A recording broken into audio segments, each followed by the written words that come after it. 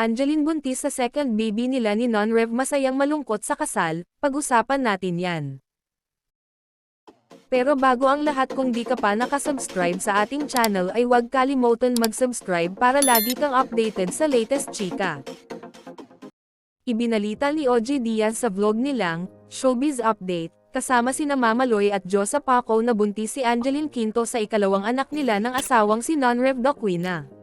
Dumalo sina OG at Mama Loy sa ginanap na kasal ni Naang at Non-Rev sa Quiapo Church nitong ika-25 ng Abril at sa Manila Hotel naman ang reception.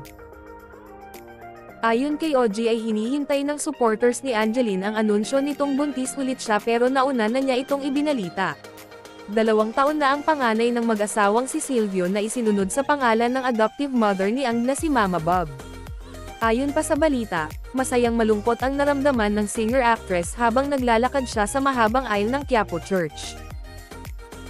Una, masaya ang singer dahil natagpuan na niya ang lalaking nais niyang makasama sa kanyang buhay.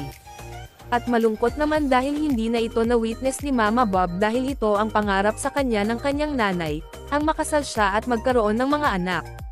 Star-studded ang kasal ni Naang at Non-Rev dahil lahat ng sponsors at bisita nila ay pawang mga kilalang personalidad, kabilang na ang mga bosses ng ABS-CBN.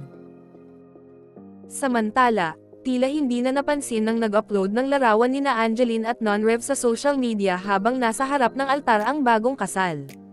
Makikita kasi sa naturang litrato si Non-Rev habang itinataas ang zipper ng kanyang pantalon habang basa harap sila ng altar ni Angeline, bagay na napansin din ng ilang netizens.